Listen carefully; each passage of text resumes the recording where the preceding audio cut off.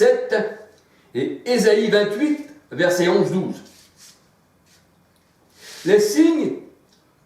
Le parler en diverses langues était pour faire comprendre que les apôtres n'étaient pas des hommes du monde, mais de Dieu. Pour faire comprendre que des hommes simples ne pouvaient pas comprendre la langue, du monde entier. Et la langue que le Seigneur a donnée aux apôtres, c'était qu'ils puissent évangéliser le monde entier. Chacun les entendait parler dans leur propre langue. Des choses de Dieu. 1 Corinthiens 14, verset 21. Et par ce signe, par les langues, ceux qui les entendaient parler comme ça, avaient foi en Dieu. Mais d'autres restaient incrédules et ne croyaient pas. Acte 2, 1 à 18. Mais je vais vous dire, la volonté de Dieu ne s'arrête pas que simplement sur les élus, mais aussi sur les hommes et les femmes du monde. Les Écritures ont été accomplies quand les païens, les pharisiens, les romains, ont exécuté le Seigneur. Acte 4, versets 27, 28, et Acte 13, 27, 28, 29, la parole de Dieu nous dit que tous ceux qui se lisent chaque sabbat, a été accompli à la lettre, soit par les Romains, quand ils ont percé le Seigneur, soit quand ils se sont aussi partagés la tunique, qu'ils ont tiré au sort sa tunique, soit par le vinaigre. Et on voit que, même sans s'en rendre compte, les Romains ont percé, c'était écrit, afin que s'accomplisse, non pas la volonté du Romain qui perçait, non, mais que s'accomplisse la volonté de Dieu. Ça veut dire que les hommes, sans s'en apercevoir, ils sont destinés selon les plans du Seigneur. Acte 13, versets 27, 28, 29, Acte 4, 27, 28, on peut dire aussi 1 Corinthiens 2, 8 et Acte 2, verset 23. Voyons que tout ce que se lisait chaque sabbat, que ce soit aussi bien les païens ici et ça, ce qui était déjà écrit dans la parole de Dieu, afin que s'accomplisse, ça a été exécuté à la lettre. Donc on peut dire que le Seigneur, il met aussi sa volonté, sur les païens, pour que son plan divin puisse s'accomplir. Et Pilate lui-même pensait qu'il avait le pouvoir de relâcher Jésus. Il disait, j'ai le pouvoir de te relâcher ou de te crucifier.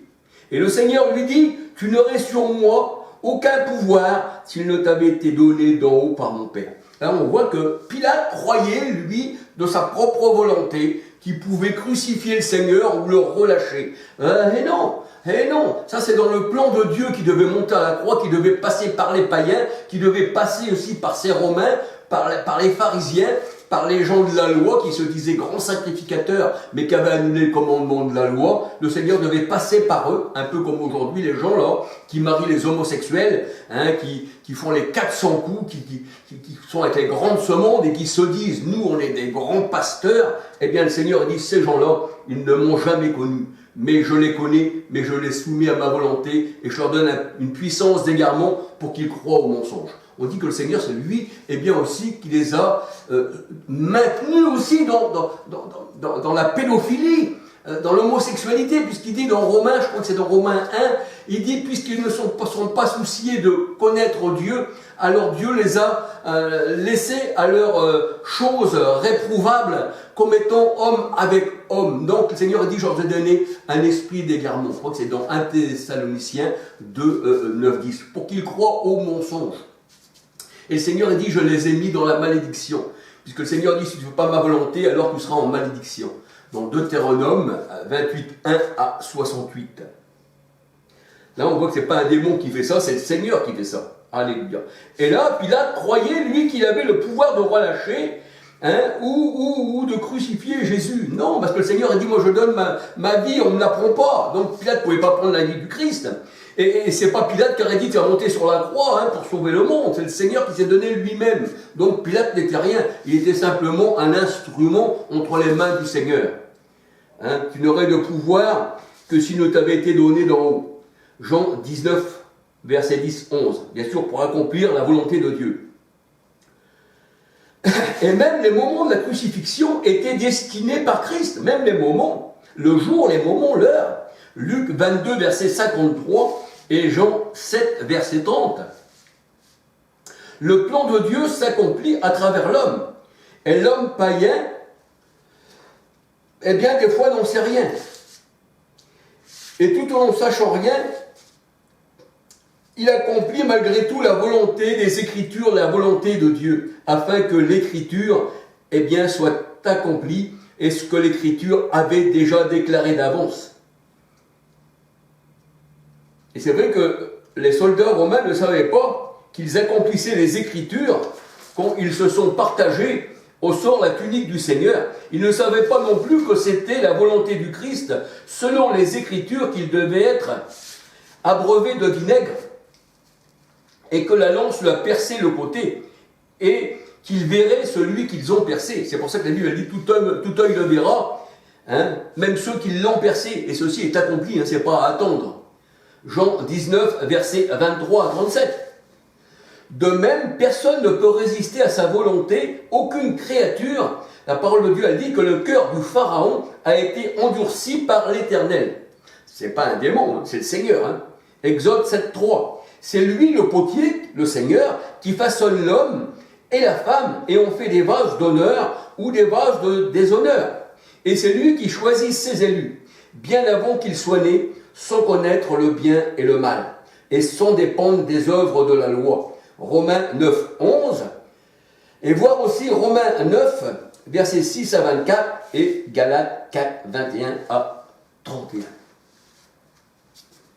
On voit que la loi, eh bien, c'est Galates 4, 21 à 31, c'est la chair, c'est Agar, c'est le mont Sinaï, là où ils ont reçu les tables de la loi, qui, les tables de la loi, représentent, eh bien, des pierres, hein, des cœurs de pierre. Le Seigneur dit, je changerai vos cœurs, dans Ézéchiel 36, verset 25-26, il dit, des cœurs de pierre, je ferai de vous des cœurs de chair, et je mettrai ma loi et mon esprit en vous. C'est ce qui est dit aussi dans Hébreux 8, 1 à 13. Donc la volonté de Dieu ne dépend pas de nous, même du bien et du mal, puisqu'il nous a choisis avant que nous en soyons nés, sans connaître le bien et le mal, mais de la seule volonté de celui qui appelle. Donc la volonté, eh bien, vient de Dieu. C'est donc par l'esprit et non la chair que Christ parle aux églises.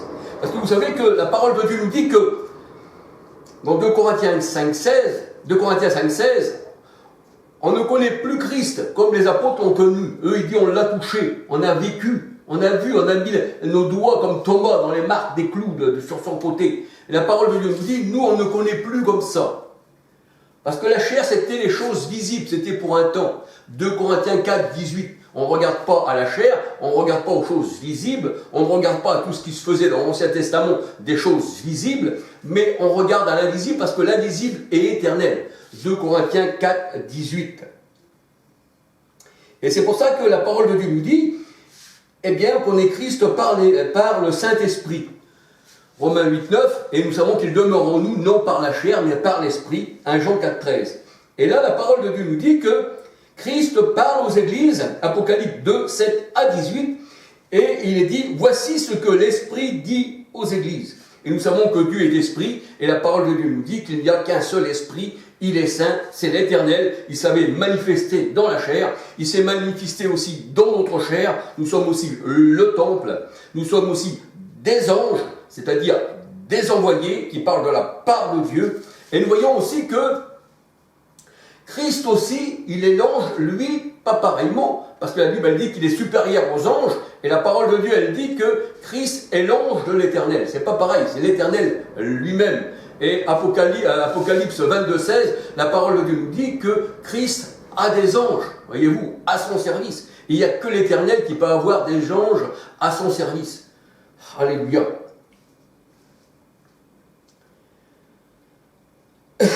Alors, c'est vrai qu'on ne connaît plus Christ selon la chair. 2 Corinthiens 5, 16.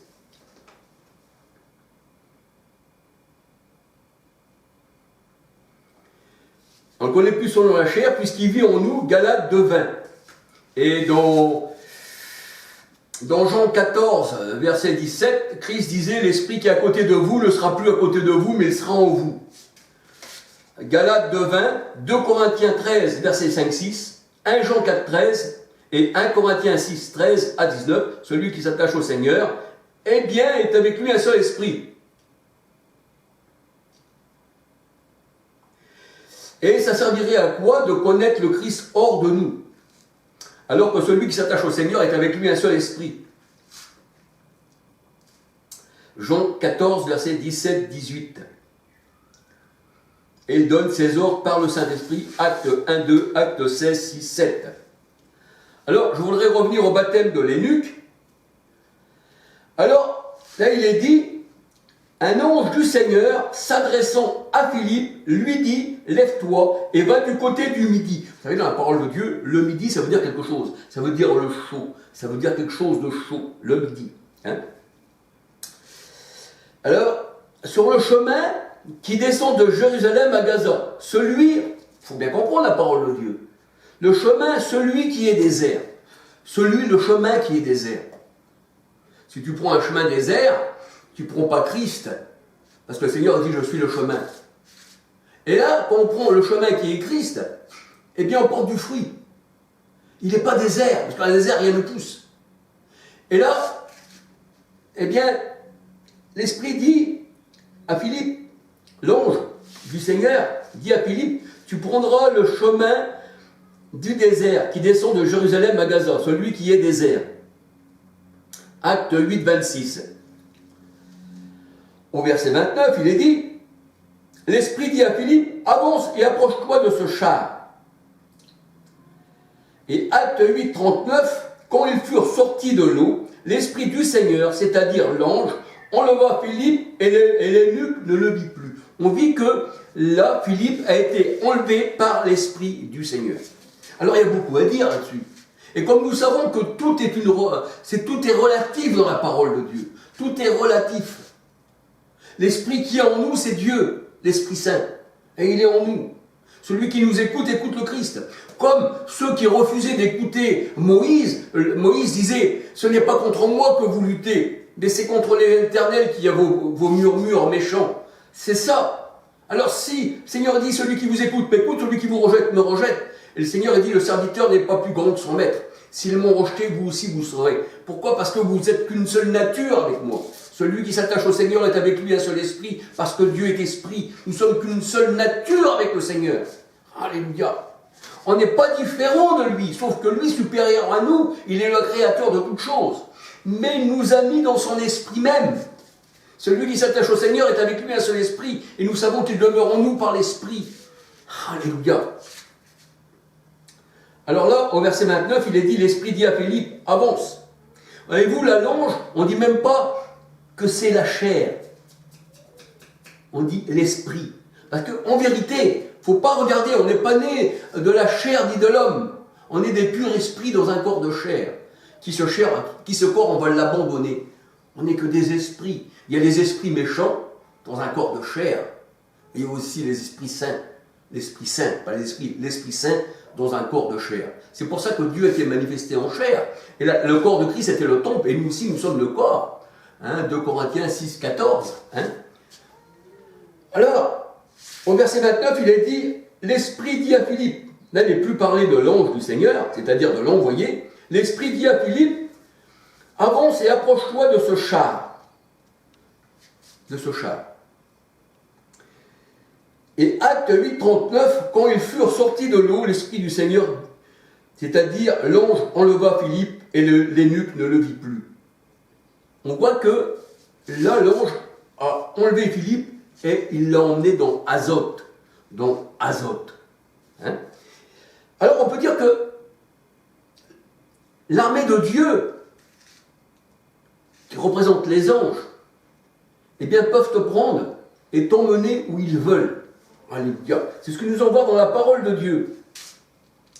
Alors ici, ces versets nous font penser à ceux qui sont cités, ces versets qui sont cités, eh bien, dans la parole de Dieu, c'est-à-dire l'ange qui est un esprit, dans Hébreux 1, verset 7. Hébreux 1,7. De plus, il dit des anges, il fait des anges, de ces anges, des esprits. Alors on peut dire l'ange ou l'esprit. Il a fait de ces anges, c'est-à-dire des envoyés, des esprits. Mais on ne regarde pas la chair, qu'elle n'hérite pas du royaume des cieux, mais on regarde à l'esprit. Eh bien, il a fait de ces anges des esprits, et de ses serviteurs une flamme de feu, exactement comme Christ. Parce que Christ aussi est une flamme de feu. La parole de Dieu nous dit, et il est venu dans une flamme de feu pour punir ceux qui n'obéissent pas à l'évangile, le Christ. Et Hébreux 1,14 nous dit, ne sont-ils pas tous des esprits au service de Dieu, envoyés pour exercer un ministère en faveur de ceux qui doivent hériter du salut? Psaume 104, acte 27, versets 23, 24. Hébreux 1,14, Hébreux 1,7. Alors on peut dire que quant à l'enlèvement de Philippe par l'ange, qui se trouva dans Azote, acte 8, versets 39-40, eh bien, on va voir un exemple parmi tant d'autres. Je pourrais vous citer plein d'exemples. Je n'ai pas fait une étude approfondie sur tout cela, mais je pourrais vous présenter plein d'exemples. Que des fois, on voit la personne de l'ange, mais des fois, il est cité comme un pur esprit. Alors, on peut voir aussi Élie qui a été enlevé au ciel dans un tourbillon. Et le tourbillon dans la parole de Dieu, ça représente l'armée de l'Éternel. Ézéchiel 10, verset 12-13. Ésaïe, c'est le char, le tourbillon. Ésaïe 66, verset 15.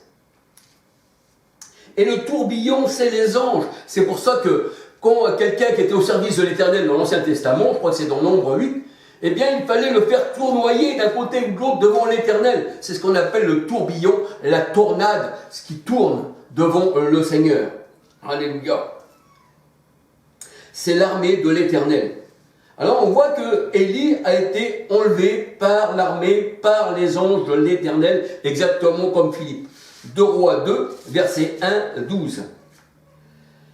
L'armée de l'Éternel, Habacuc 3, verset 8, le char 1 Chronique 28, 18, c'est-à-dire, eh bien,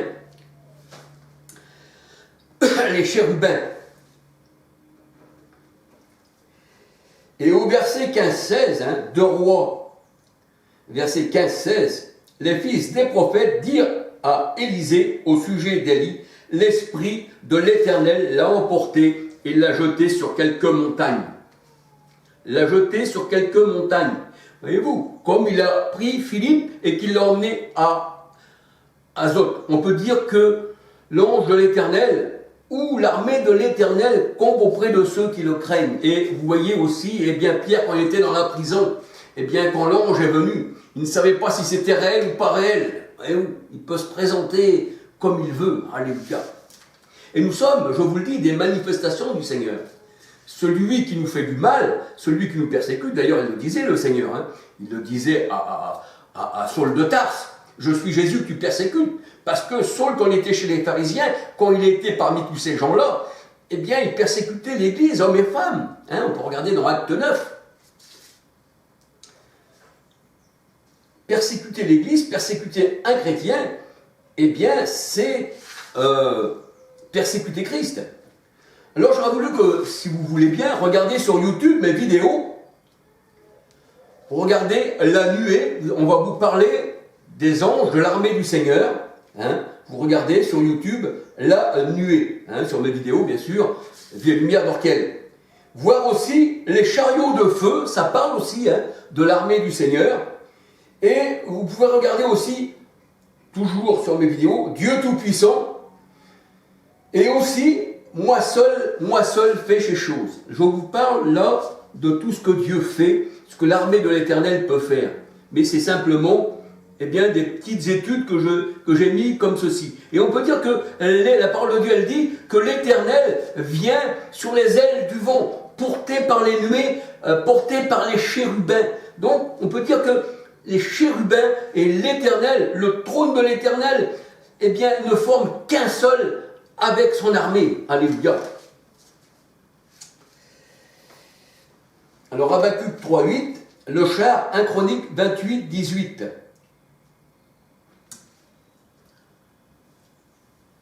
Alors on peut dire que les anges, les esprits sont de pur esprit. Car un esprit n'a ni chair ni os. Luc 24, 39.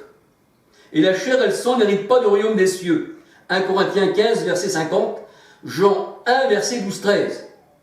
Et la chair ne sert de rien. Jean 6, 63. Et la parole de Dieu nous dit que les anges, eh bien, le Seigneur n'a pas confiance dans les anges. Mais il a confiance en Christ. Pas que Christ est supérieur aux anges. Et Christ a des anges. Hein, c'est pour ça que la parole de Dieu, Apocalypse 22, 16, nous dit que Christ a envoyé ses anges. Job 4, 18, 19. L'Éternel n'a pas confiance dans ses anges. Pourquoi? Parce que tant qu'on est dans la chair, on peut faire des choses, des fois qui déplaisent au Seigneur. Bien que toute chose vienne du Seigneur. C'est pour ça que Paul disait, comment on peut tout blâmer et voix incompréhensible de Dieu? Je ne peux même pas parler, Seigneur, tu es plus grand, tu es le Tout-Puissant, moi qui suis si petit, je ne peux pas comprendre tes voix, mais tu es juste, toi, Seigneur. Tandis que les anges, eh bien, ne sont pas justes devant tes yeux. Job 4, 18, 19. Et l'esprit peut se manifester aussi en songe. Matthieu 2, verset 19, 20.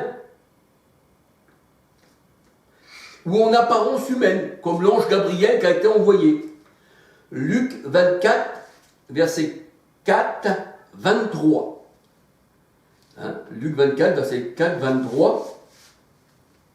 Et là, nous voyons que dans Luc 24, verset 4, eh bien, il y avait des hommes en vêtements blancs. Et le vêtement blanc, ça représente la lumière, ça représente l'Éternel, parce que l'Éternel est ma lumière, et le vêtement représente l'Éternel lui-même, parce qu'il s'enveloppe de lumière, hein, c'est-à-dire ses anges sont là, hein, ils sont autour de lui, ils s'enveloppent de lumière. Psaume 104, verset 2.